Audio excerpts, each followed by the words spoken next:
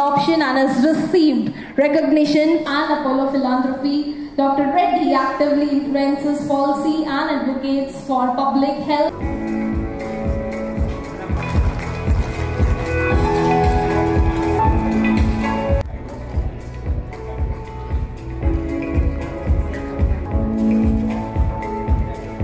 Things that he has done in his outstanding career, and I think this is a perfect testimony to his deep dedication to share his learning, because I think the ultimate of helping someone else do as well as you have is to be able to pen this down. I believe the book is going to be a very interesting combination, because he himself is a very interesting character. As a professional, he stands out. His discipline, his knowledge, his capability, and then he combines it with this very unique Indian trend of, whether it's the Vedas or the Gita or his, complete faith or the bhakti.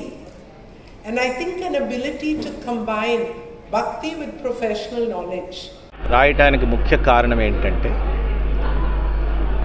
మనకు జీవితంలో ఎన్నో ఒడిదొడుకులు ఉంటాయి.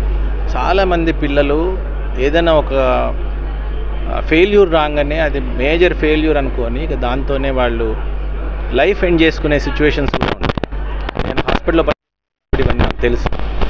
So ఇవన్నీ చూశాక ఒక పుస్తకం రూపంలో మనం ఈ ప్రాబ్లమ్స్ అనేవి ఉంటాయి జనాలకి, కానీ ఆ ప్రాబ్లమ్స్ని ఎదుర్కొనే శక్తి మనకు, ఏ విధంగా మనకు ప్రాబ్లమ్స్ రావచ్చు, ఏ విధంగా మన ఆలోచన ధోరణి మారాలి. అసలు మన ధోరణి కనుక మారితే కనుక ఆలోచన ధోరణి మనం ముందుకెళ్ళగలుగుతాం. సో సక్సెస్ అనేది మనం ఫెయిల్యూర్ని మనం గట్టిగా పట్టుకుంటేనే అదొక స్టెప్పింగ్ స్టోన్ అవుతుంది. అసలు సక్సెస్ అనేది ఫెయిల్యూర్ లేకుండా రాదు.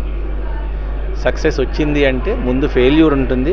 ఆ ఫెయిల్యూర్ని మనం గట్టిగా కౌగలించుకొని దాంతోపాటు ముందుకెళ్ళాలి, దాంతోపాటు డ్యాన్స్ చేయగలగాలి, దాంతోపాటు మనం దాన్ని తోసేసి మనం ముందుకెళ్ళగలగాలి. ఆపర్చునిటీ ఉంటుంది, కానీ ఆ ఓపిక ఒకటి ఉండాలి, ఆ ఆలోచన ధోరణి ఒకటి ఉండాలి.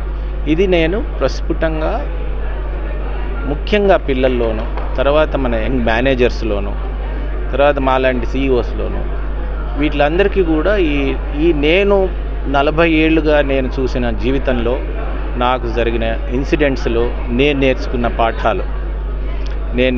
పాఠాలు ఒక వార్డ్ బాయ్ నుంచి నేను ఒక CEO కింద ఎదిగినప్పుడు ఎలా పాఠాలు నేర్చుకున్నాను.